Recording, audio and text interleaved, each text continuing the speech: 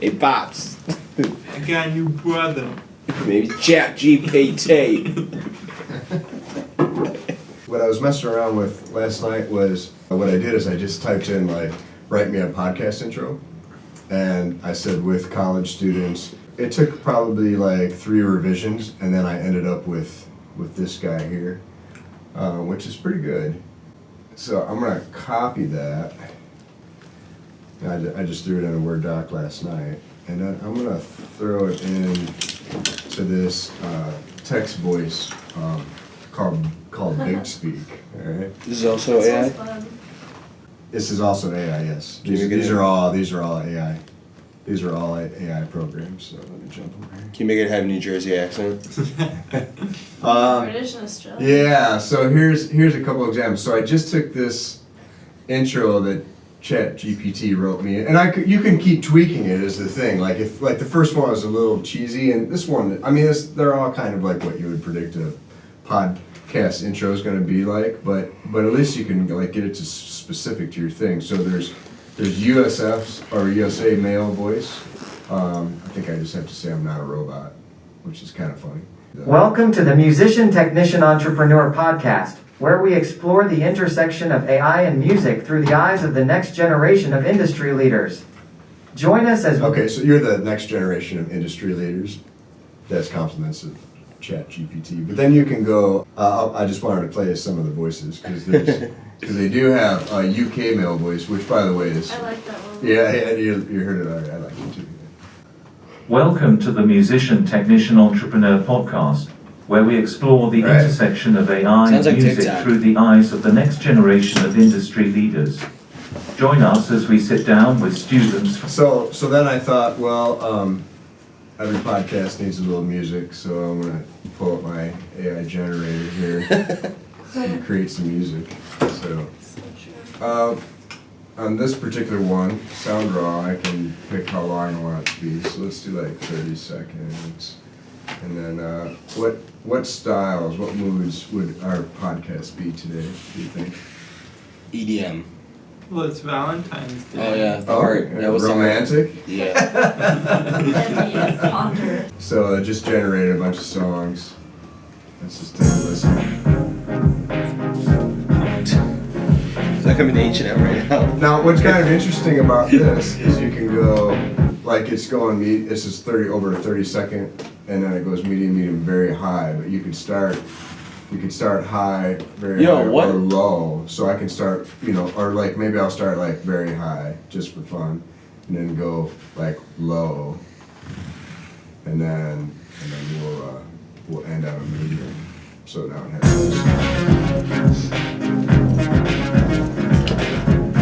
It's not just volume level, it's instrumentation. Yeah. Depth too, that's cool. That sounds like a podcast intro. Yeah. So this is good.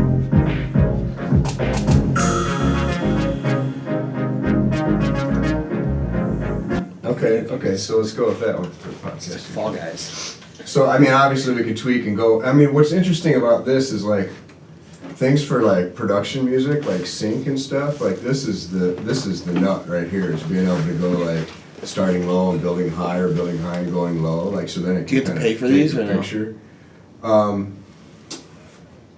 Yeah. So Wow, that's not so bad. there's the free one, which says generate unlimited songs. Just join for free, and then for $17 a month. Everything is free, personal, commercial. Download 50 songs, YouTube, social media, corporate videos, web ads, TV, radio, podcast, game. This is a music library, basically. This has been like what the music library game has been for decades. You can just go here and generate these now. And the question still is who owns it and who gets paid, but at this point it just looks like you would pay the subscription and you can do whatever you want. Probably Charlie Puth, because he probably writes like one of these each minute. All right, so here I'll do my podcast intro. Bless you. All right, so I'm gonna start this guy. Welcome to the Musician Technician Entrepreneur Podcast, where we explore the intersection of AI and music through the eyes of the next generation of industry leaders. Join us as we sit down with students from the Digital Audio Recording Arts program at the University of St. Francis in Joliet, Illinois, to discuss the future of music and how artificial intelligence is changing the game. From music production to performance, we'll delve into the ways AI is transforming the music industry and hear firsthand from these students on the forefront of this revolution. So sit back, hit play, and get ready to be inspired by the passion and innovation of the next wave of musicians, technicians, and entrepreneurs. This is the Musician Technician Entrepreneur Podcast. Yeah. Very good. No, honestly, think about how long that would have taken, like, really to do in real life. I would have had to make the track, which you could probably make a track like that pretty quick, really. 20 minutes. Yeah. But it wasn't quite, it's not quite long enough. I mean, we need to shape it. But I could just copy and paste it. Or do, I mean, I did the 30-second one, so I guess I could do, but I probably should have went for like a 45-second. I was a little short with the 30-second one. It's kind of a lot, it's kind of like a lot of just like dinking around. I honestly mean dinking because this takes no skill, so. Yeah. I mean, the only thing that really takes skill is that you still have to have kind of an ear for it, right? So like someone who's tone deaf or something might not.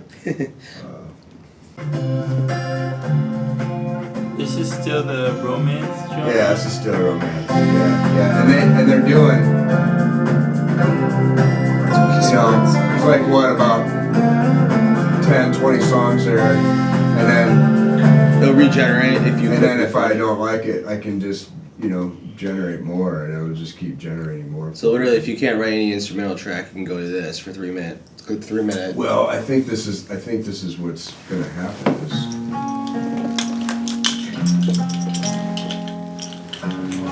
Is you still kind of have to have an ear for it,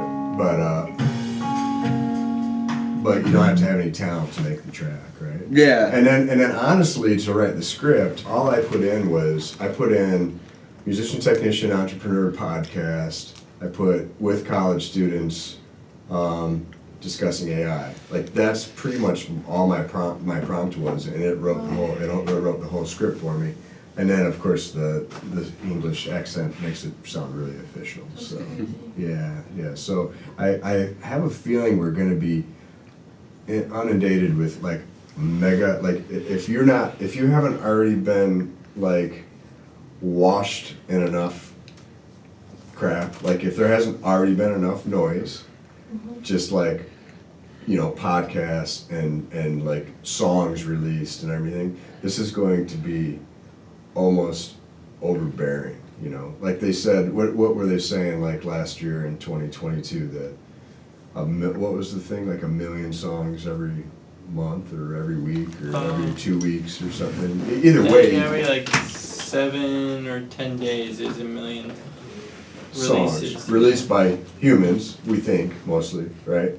But did you see how fast it generated this? So you know some knucklehead's just going to start generating these and putting them up on, you know, on Spotify, saying that they're their songs, and probably a lot of knuckleheads are going to start doing that, and there's going to be like 10 million songs every 7 I don't think that's a bad thing. I mean, I think it makes it easier. I mean, obviously, music in itself is not easy, but I think it makes it more accessible for people who want to get into music. Yeah. And like eventually you can only go so far with this, and you'll be like, okay, I need to actually now start. I learned from what I heard, and I can maybe adjust and make my own style out of it or something like that. Because I can see someone like a younger, like, I mean, when I was getting into songwriting at like in like 7th and 8th grade, I definitely would have done that. Sure. So I think it's like, I think to some extent, I think you could be like, yeah, like I'm gonna use this just to get a vibe and like just write a vocal track over it, like do what you did or whatever, and pay $17 a month and just write a vocal track over like a trap beat and have it generate a beat for me. I mean, it's no different than what you can do in kind of GarageBand, where you can just like adjust the drummer to what you want it to be. Yes. Which I guess in some aspects it's AI, because you can actually have it adjust to the bass part if you play the bass part. Like I plug, like sometimes when I'm doing the AI drum or whatever, I plug in like the bass and play a real bass, and it'll adjust the kick drum to the bass notes like the frequencies that I play into Logic. What plugin are you using for that? It's just their stock drummer. Like it's like the one that could like do fills if you want and stuff like that. Do you think there's some AI behind? Oh yeah, I think it is because like it definitely adjusts to.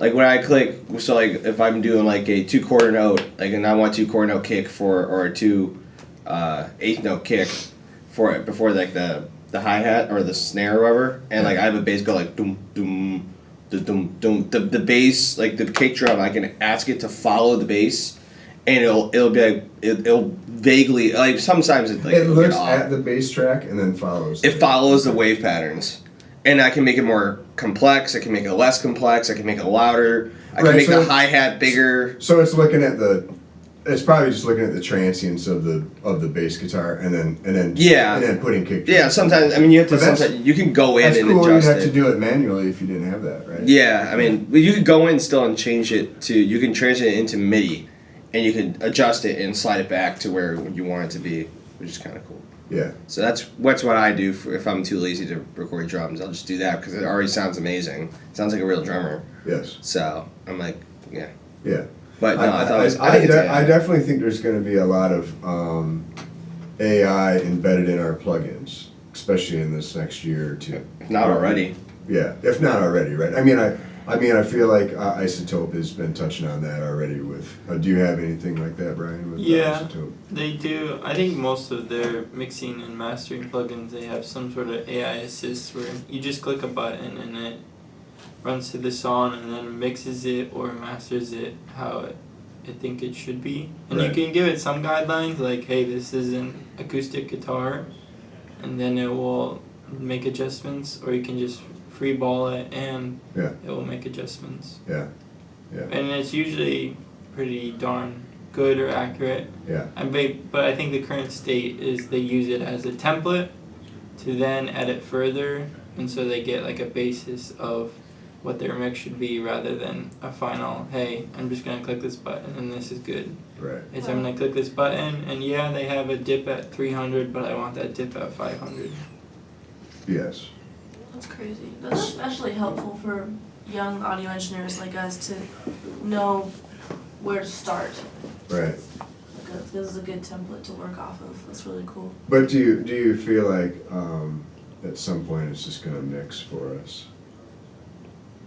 I think, I know Liam said there's only a certain limit that this AI music can do, but I'm under the belief it can get a lot better, and stuff like what I've looked up of Synthesizer V is like the vocal AI thing. They do incorporate like, I don't know, samples or somehow like the voice of a person, and then the AI does the rest. And so it sounds like, in the thing you're playing, it sounds like the actual voice. And I know TikTok has a couple like filters if you want to make a TikTok. You're talking with inflection and stuff, but it's in some random person's voice. And so I think that's going to be possible with music, in the sense that all the stuff you just played, if it was organic, like in the acoustic guitars, they sounded like digital acoustic guitars, but I don't see why not in the future, I don't know how many years, but that it will sound like in an actual acoustic guitar. Right. Because 50 years ago, we were like not even thinking about sample-based instruments like an acoustic guitar. And Right, yeah. If you go back to the late 70s, early 80s is when we were started sampling. We're still using tape. Yeah. And the fact that they don't really know about, like you're saying, the developers of ChatGPT don't even know like what it's actually doing. Yeah. I think once they figure stuff out more and get more information on that, they'll be able to make more edits and more specific codes and stuff like that to make it more specialized and more unique and more advanced. So I hear a tinge of hope in your answer to in the fact that you feel like they're going to be able to tweak this to understand it more and be able to. That could be scary too, though. If it gets better, how does that change the industry and our responsibilities? If it can make super realistic music, Right. why are we making super realistic music or spending that time to do that? Yeah. So it's a double-edged It sword. becomes a little bit of a existential question, like what, like I, been wrestling with just, at the beginning of it, kind of going, well, like my whole life I've been making music, and now I can just press a button and it makes music for me, and there's infinite amount of possibilities, right? And I'm not sure how that weighs on the creative soul of all of us, since we're all musicians in here. I think to an extent though, like with adding what Brian said was like just, I think you'll be able. I think that like because like now you can kind of tell if it's a sample or not. Like I think we all have our ears trained. They're like, oh, it's a sample. Like or someone else did this, and you kind of can tell. Like with most rappers, you're like, oh, he got it from someone else, or he pulled it from a song or whatever. Like most of the stuff that Juice WRLD did was a sample based and stuff like that, or someone wrote it, not him. Yeah. I think when it comes, or it's like MIDI, for example, you can definitely tell if it's MIDI. But like, I think we'll definitely have our ears adjusted, or the next wave of audio engineers coming in, whether it's the freshmen now or the freshmen if they're in our place, no. But like, I think that we'll all like adjust to like, because there's gonna be a way to tell the difference. But I think with what Brian said was like the scary thing is like it's getting really good. Yeah. Like to the non-music ear, like my dad wouldn't be able to tell if it's MIDI or not. Right. Like where I'm like, yeah, that's not real. It's real, but it's not. I think something is that I noticed just because I've been recording for so long. I was recording for a decade before Autotune came out, right? And so you just recorded over and over again until something was in tune. And then Autotune came out, and then everyone started tuning with Autotune. But what I started noticing is like I felt like this happened around like 2010, like after Autotune had been out for about 10 years, is that young guys that I was recording that had grown up listening to Autotune were singing like Autotune. It has a certain sound to it. Like I'm talking about Antares and specifically just because that's what I've been using since it came out. It has a specific sound, and sometimes like the way it goes into a note and like how sudden it goes into it. And I'm not talking about like T-Pain-ish. I mean just like even if you're like graphing it in, there's still, I mean you can graph it in so it sounds natural. I'm not saying you can't do that. But just how in tune everything is that I felt I can hear it sometimes in singers sound they're mimicking Autotune a little bit. It's a weird kind of thing. So now it's like Autotune has been so ingrained. It's kind of like what you were talking about, Brian. Like, is it like are we born on it? Like if you were just born on it and that's all you don't know any difference. So what happens? Like I mean, really, okay, so ChatGPT was released, I think, November 30th, 2022. I think that's going to be a momentous date because it's the first one that seems to really has like affected the whole world in a way that, in essence, anything that's been created before 2022 that hasn't been tampered with is authentically not AI. But now anything going forward could possibly be AI. Like you could hear the next hit song, and you won't know if like the instruments were recorded AI or if they were not. And then kids that are young or being born now, all they're gonna hear is what the AIs are creating, and then they're not gonna know any difference. Like you guys are at you're like at the age I was at like when Autotune came out. Like when I went, like there's this like kind of this paradigm shift with Autotune. I mean, it was a big deal when it happened, but I think this is way bigger. This is something, I mean, because this doesn't only affect our vocation, but it affects artists that draw. I don't know if any of you guys mess with any of the, with Dolly or any of the artist AIs yet. It definitely messes with anyone who's like a journalist or a writer, or even like a person who writes stories and stuff. I mean, or a poet. Like Like, what's going to motivate humans to keep doing that? That's my question. One thing that I'm curious about is the AI music you just showed. Like, kind of the legality of it, or where they're taking even those sounds that they have from. Yeah. I feel like you'd have to, in a normal situation or legal situation, you'd have to be creating virtual instruments and have your own company with sounds and samples. Yet that probably has thousands of sounds, thousands of instruments, thousands of samples. Yeah. That it's taking from where? Probably other people's music, or right. Other people's had to have been, right? Databases, because where else? And this is just code for the AI to find it, not actual samples and instruments. So who gets the credit for it? Yeah. Yeah, because if you think of sample-based stuff, if you think of if you want to use a sample in one of your songs, you got to get permission, right? You have to pay for it. But now this can reach out and just grab samples from wherever. I mean, in particular, I think something like the website I just used, I think is contained in its own container. Like, they have their own samples. I don't know if they built their own samples. I'd have to read more on it. And they're contained within. But what happens when one of these engines, or AIs, I should say, are released to just grab anything from anywhere, right? We got Bing and we got Google. So Bing is Microsoft. Yeah. We got Google, ABC, and they are going to go head to head at this AI thing, and who knows who else is going to jump into this.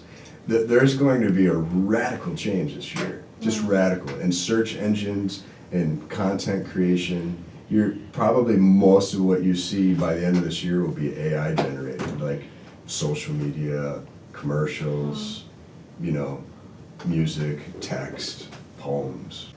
Does this gonna stop music from progressing to being like, how genres is not? It's like a genres. It's like genres aren't really a thing anymore unless you're like aiming for a certain type. But like, even just like, do you think it's just gonna be like almost like a plateau?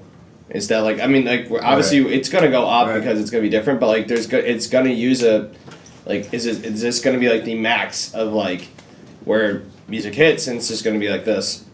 Like, the industry is just gonna be like, oh, like it's just a new release, but already it's already kind of like that. We're like, oh, like Post Malone had a new release, sounds cool, sounds good, and you actually play this, and that's it. Like, you don't listen to it constantly anymore. Right. Like, I don't remember the last time I actually listened to a song like that where I just had it on repeat. Yeah, it's almost like we've been slowly conditioned to because there's so much stuff coming at us. That, I don't even want to say it's mediocrity though. It's like it's just like you're. No, there's so much good stuff. It's like you're saying, it's like almost plateaus where you're like, all right, cool, another great song, but like another number one hit, like the Lizzo song, like, oh, it's another Lizzo song, like she's probably gonna release something that's very similar to that, where it's gonna like I'm gonna find it really annoying when I hear it over and over and over and over again. I'm like what's the like? Is this gonna? It's just gonna make. It's just. I think it's just gonna like multiply it. Yeah. If anything, it's not really gonna make it better. As in, just more. It's gonna make it, like you guys are saying, more accessible for everyone to do it then, because it's gonna use the algorithm or whatever you're doing to create, like with lyrics especially. I mean, with lyrics obviously it needs to add human element to it, which is I think a hard thing for it to do. But just music in general is like there is a formula that works every time. And there's like a chord progression that works every time, especially, I mean, I guess with like reggaeton, when I listen, like with my girlfriend and her family listens to the Latin, like it's literally 1, 4, 5, 3, 1, or whatever the chord progressions are. It's the same for everyone, same beat for everyone. And I'm just thinking, I'm like, this is like music. I think just music in general is going to go that way at one point, where it's just going to be the same chord progression, same. I mean, already you can hear that with a lot of music. So does that give us a chance, maybe as humans, to come up with something? I think so, yeah. I think but that's where it's scary, because it could either be good, or it could be like what Google did, like trying to do something and it could just crash and burn. Right. And it could just be two different things then. Yeah. It's like cutting music in half. It's like AI and then normal music. And I feel like even me, like I'm gonna lean towards the AI one because it sounds better. I mean, You like AI music better than human music? no, I'm saying like I like the I think naturally everyone would lean towards it because it sounds technically better, sounds better produced, more like I don't know. That's what I'm saying is like, or you won't be able to tell. Or would people rebel against that though? Or rebel against sounding like, or maybe people would want imperfections. Like that's what makes it music. Can we get the human element back? I think if you oversaturate the market with AI music and stuff, and we're conditioned to listen to it over a course of time, we get accustomed to it, and that can become our preference. Just like with any music that we listen to, it's like a genre. Like pop and rap have been a large industry leaders and the preference of the majority of people, I feel like. Yeah. And so that can just be like another thing. In 20 years, that's going to be the genre that takes over, and people like the sound of the AI music just because they've been conditioned to listen to it and hear it over and over again. I predict two things. One, I think that legality issues are going to not completely halt, but I think it's going to slow down the progress of AI. I think there's going to be a uproar of artists that feel really upset that their music or their artwork or their poetry that is online is being like taken and used without any. And I also think that music that is simple, like most pop music, or I don't know, there's a few genres that are pretty cookie cutter when it comes to, I think the pop is the main one though. Yeah. I think that those specific industries are going to be a little bit taken over by AI because they're just easy to replicate. Like robots really can do the same as a human in those genres, but I think that in more alternative genres or like cinema music, like the stuff that Brian writes, I think that takes too much soul. Yeah. For at least where robots are right now. I think I can't really see AI like being better than a human when it comes to complicated, emotions, unique. personal. Yeah. How do you music. feel about that, man? Have you seen the movie Her? Yes. Very fitting for Valentine's Day. Indeed. But I think the concept of just the AI having the ability, I think the one thing that's holding it back is the access these computers have and are being given, I think due to legal reasons, so already I think it's being held back. But I think at some point they're going to gain more access, or people will give them access to their life or their information. And like I've talked about before, once it's able to say, hey, it's listening to you, it's in your ear, and you have conversations with it every day, it follows you around, it sees your environments, your surroundings, it lives your life, it's scanning that information you have while also possibly scanning millions, billions of other people. Yeah. I think AI can become a very individualistic world in the future, or I think it can possibly take over everything. Like I think it can take over the education system once it learns you and like your personality and who you are. It can make lesson plans and stuff like that, and make tailored things for you to learn for what you want to do or who you want to be. Yeah. I've asked it questions like, what is the best way to do this or this or this, and they give me suggestions already. Yeah. So once it's like give an example of that. Like. So I asked it, even predicting the future, like, hey, what are going to be the future innovations in music technology? And it was like virtual reality, AI, music. Yeah. It was, I forget the other ones, but, and I just asked it, like, how do I mix an orchestral piece without sounding muddy? And it was like, make sure you're doing panning, make sure you're balancing all the instruments well, make sure you focus on orchestration so you're not overflowing a certain frequency with multiple instruments. Right. And just like very credible things that I hear throughout YouTube videos or in classes that is the correct information that I should be hearing. Right. And so once it gets more information, I think it can be very personalized, and it's not just music that it's gonna be affecting. It's just like every part of our lifestyle. I agree, 100%. Yeah, I agree 100%. Do you how do you feel about that? Like, is this like paint a good future? So I think the differentiation for us to become successful with it, or just get so bottled up about it and frustrated and scared, is our willingness to be open-minded and accept the possibilities and accept change. Culture is always going to change. We're always going to evolve. And if you think about what the music industry was like 50 years ago compared to now, it's hardly related in the least bit. Mm-hmm. So if you can become accepting of that and be open to new possibilities and try to be that innovator for the next thing, I think that's where you'll find success and good things out of it, rather than just being closed-minded and, hey, this is what I want to do, this is who I want to be, and yeah, sure, the AI world is against me right now, but I'm going to try so hard just to not go against that grain. And yeah. I like that. Encouraging words. Thank you. Encouraging. So do you guys have a few things to show? Yeah. All right, so what do you got, Brian? This is something different, something new, it looks like. Yeah, this is Synthesizer V Studio.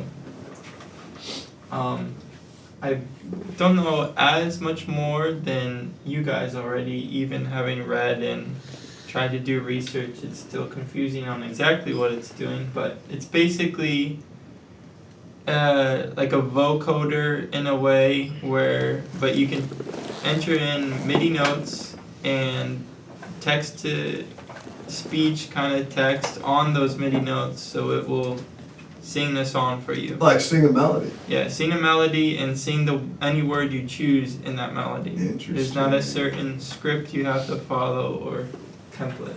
Okay. Does it sound like Daft Punk? No, it can sound pretty darn realistic. Oh, dang. You're gonna do a sample, right? Yeah. The future of music production is here. Accumulation of years of AI research, signal processing, and an unwavering passion for music has led to Synthesizer V. A music producer's dream, our pioneering synthesizer faithfully replicates the nuances of the human singing voice without limiting your vocabulary. With access to customizable, realistic vocals at your fingertips, you can bring your idea to life with Synthesizer V.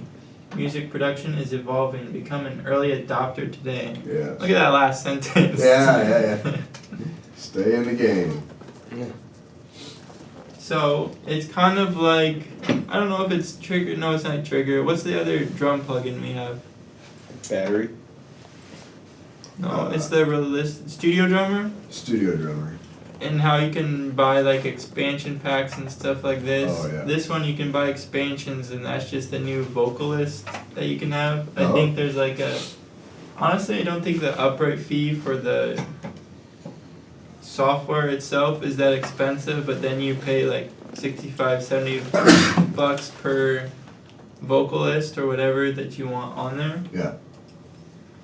So, and as you can see here, it's got MIDI notes plugged into their DAW, and then on those MIDI notes, there's text. And so you can double click and edit that text, so you're putting whatever word you want on there. Wow. And it's got editing features just like Autotune or any other vocal editing tools that can edit the inflection, the pitch, and stuff like that. Yeah. So I'll just pick one here to listen to. This is Asterian. Take me back home, I don't want any more. This world that I describe is no longer mine. Words on this page are fading away, but I must remain to ensure you're safe. This sacrifice is mine to make, and I'll give my life if it's for your sake. So I think there's some things you can hear in that's a little like iffy or even like pitchy, I feel. Yeah, it did get pitchy, which is kind of weird. Yeah. I can Making try. it sound real. Do they have like a different style one that's shows off the vocals a little more? Can you? I wonder if you can change inflection of the vocal and stuff too. I so think I it's- saw somewhere where it's like you can do breathy chest voice or Yeah. Like or like if you could do like velocity sensitive vocal, like like get more dynamics in it, because that seemed pretty, like he was just kind of like almost monotone a little bit. and definitely at this age, it sounds a lot more. It tends to go towards like that anime kind of music style. Yeah. 夕焼け小焼きの赤とんぼ So yeah, Okay.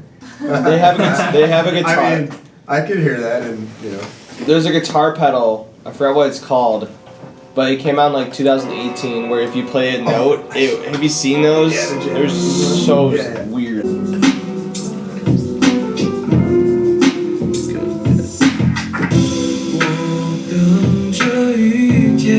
well that's pretty good. That's pretty good. Yeah.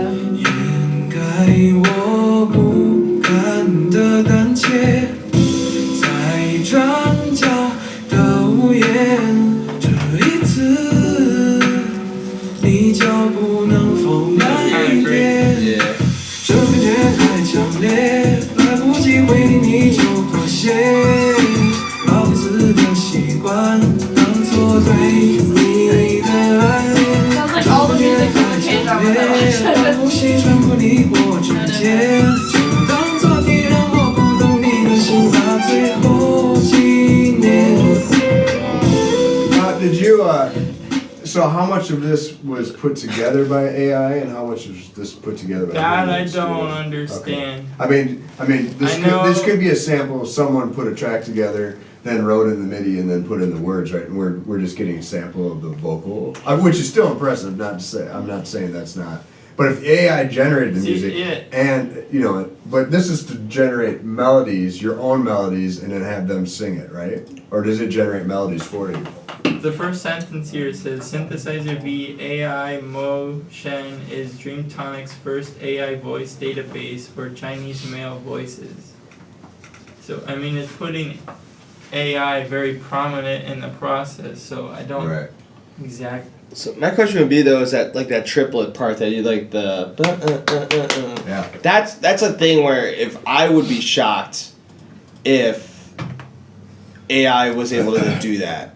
That's like a feeling thing where it's like I know I don't know if that's a human element where I'm like, can you really? I mean, I guess you could after it did it, you could add it in. Yeah. But like even just like, I guess like another good example is like like when Despacito, when you hear the song, it means take it slow. Something like that, and they slow it down and they bring it back up. There was a whole YouTube video on it. This guy talks about how when music does that, and he says that like that's just that human element that makes it even more human. Right. And I that came up to my mind was like I'm like, I think that's something that is a big indicator of like how you can tell the difference. Yeah, but like this, like you can tell. I think there's a human behind this definitely, and they're showcasing the voices. Yeah, because that's a fake. That's a fake voice. Oh, that's fake as hell. That was a pretty good. That was a pretty good one. Did you try making one yourself? No, I don't have money for that. Oh, you have to buy it. Yeah. It doesn't have a free No. trial or like a free. It's like an actual VST that you put in your DAW, and then you edit it like MIDI and stuff. Okay, all right, cool. It'd be fun to play with though. Like if we had it like on the big rig or something like that. Of course it would. Especially if like a MIDI loving. I know that's why you can't. That's why this stuff is like. Are you thinking about getting it for the school? Yeah, well, I mean, if it's not too expensive, we'll buy it. We'll buy it. Could we do that before we next year. graduate? No, we'll buy it over the summer and have it for next fall. I mean that's the thing about like this stuff. It's so inviting. Like every producer, I'm not really a singer, but I write songs and I produce songs. So like to have access to any type of singer I want, like you could be trying them out, right? Like you could try a female, try a soft voice, try an aggressive voice, try a deeper voice, and that makes a big difference. Even just having it written in for the vocals to come in to show them what you wanted. Because like that's what I would use it for is like, there's a disconnect like communication. Like if I write something with Yessie and she's out at IU and I'm here still just like working my job and writing songs, and I send her this, I'm like, hey, this is what I have. This is like the baseline. Add on what you want, but this is like the foundation I want to keep it as. Change what you think I should change it and stuff like that. But because like you know. Obviously, like, I don't have a female voice, so it'd be hard for me to write a female part, but I think with MIDI and just having, like, just playing, because I usually write my melodies on the piano. Yeah. So I think for this, just not to release it, but use it as a songwriting tool is a lot better, and this is, like, the good side of AI, I think, is, like, I mean, if you use it, I think we'll be able to tell. I think unless you're, like, a whiz. I'm not sure about that. If you're a whiz. if that one I didn't know that it was using this software, I would think it was a regular voice that was just auto-tuned. Really bad auto-tune. Yeah. And this sounds good for that. A lot of songs. I mean, a lot of voices are tuned that tight. So that was really tight tuned. Do you have something? Yeah, this is it. Okay. And so, I did like one techno one EDM one. Oh, cool. One thing that this is a little bit of a tangent, but I did think it was funny that this website introduced me to a new genre that I think is really hilarious and cool called Bardcore. Okay. It's where they take modern music, like really popular songs, and they make it medieval. It's actually like, and I looked it up, and this is like a huge thing on the internet. Like, there's like every song that's famous sounds you can awesome, think actually. of. It's really cool. I can play a very short example at some point. It's very. But yeah, it said like make a Bardcore track, and I'm like, what in the world is Bardcore? And Bard? I think it's Bardcore. Yeah, I'm pretty sure it's Bardcore. Yes. Oh, Bardcore. I see. That's cool. Yeah. Medieval inspired remakes of popular songs. Anyways, it made this. It's just kind of an irritating progression.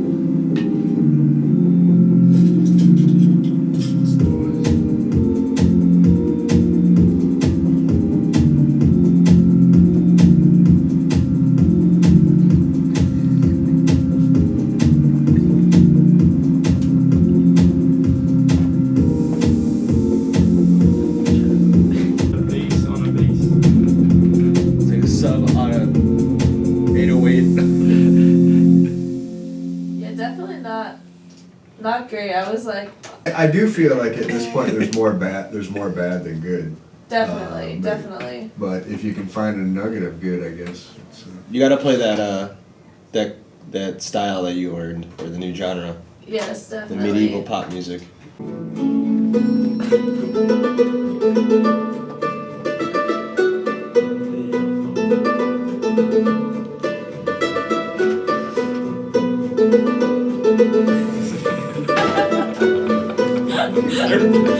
Same person? No.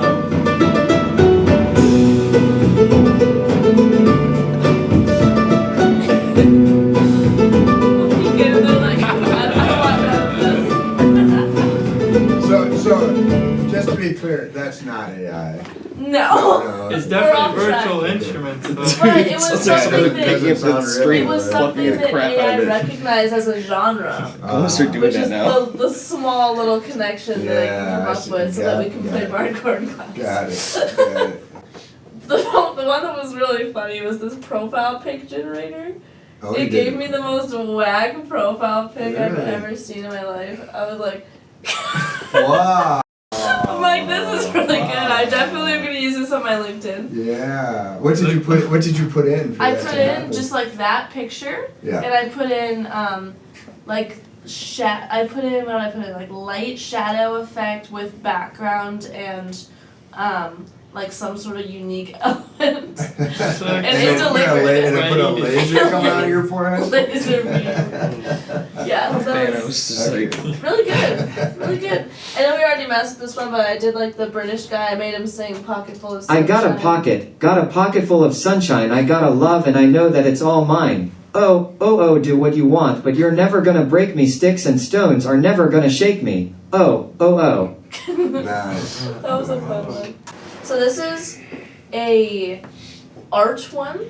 and it's called like Silk Weave. Yes, this is so fun. I highly recommend. It's very therapeutic. Basically, it just is like a perfect symmetry. Everything you do is just perfect symmetry. I'll show you. So like, you just. Oh wow. It's really pretty. And the longer you linger, the more defined and complex the structure becomes in that area. And then you can keep going, and it's just really, really pretty. Oh, that is cool. It's very cool. And then if like you go more aggressively, it'll like spin crazy cool webs and stuff. Yeah. I have to say, like at Very this cool. point in the juncture, I feel more sorry for graphic designers. Yes, yeah, I know. I Ain't my problem. That's it. But it will be a problem. It will be a problem soon. Well, ain't right now. No, I mean this is gonna turn. I mean this is gonna just turn it all upside down. Everything.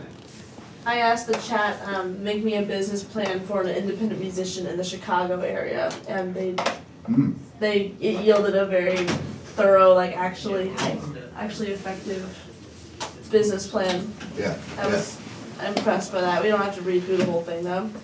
And then on a less serious note, I asked it to write me a story about Barbie meeting the Care Bears and starting a band together. And it was like, it did not disappoint. It's a good story. It's a great story. It's a great story. Yeah. And it actually, what I was impressed by is it actually takes elements of these characters existing.